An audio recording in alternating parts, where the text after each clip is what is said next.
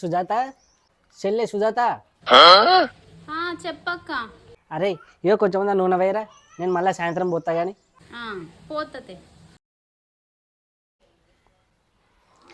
దీన్ని 4 సార్లు అడిగేవారికి ఇదింత మీది పోతుంది.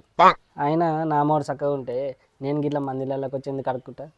అరే బాడుకో, ఇంట్లో కూరగాయలు అయిపోయినాయి, సామాన్ అయిపోయింది, తీరా బాడుకో అంటేనేమో వాడేమో ఇంత 90 తాగుతాడే, ఇంట్లో పొద్దు వంటాడు, ఇంట్లోకేమో సామాన్ లేదాయే. నేనేమో ఇట్లా మందిళ్ళకి వచ్చే 2 టమాటాలు ఇంత నూనె పోయి అది పోయి ఇది పోయి అని అడుక్కుంటుంటే వీళ్ళకేమో ఆల్చి అవుతున్నా నేను. దీనికి ఇంతనన్నా సిగ్గు అనిపిస్తలేదో, ఊకే మందిళ్ళకి వస్తుంది, అది కావాలి ఇది కావాలి అని అడుగుతుంది.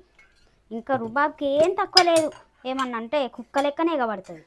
ఇప్పుడు చూడు నూనె పోయి అనుకుంటూ వచ్చింది నూనె, ఇక్కడ దాని మొగడు తెచ్చినట్టు. అట్లనే ఇక 2 టమాటాలు తేరా, నేను మళ్ళీ తత్తి సాయంత్రం. ఇక పట్ట ఇంట్లో నూనె ఉందిరా, 10 కిలోల నూనె ఉంది, కాకపోతే సద్దె మీద ఉంది, అది అందుతలేదు నాకు. సాయంత్రం బాగా వస్తాడు, బాగా రాగానే నీకు 2 గిలాసాల నూనె పోతుంది. సరే అక్క. ఇవి కూడా 2 ఇస్తా మళ్ళా.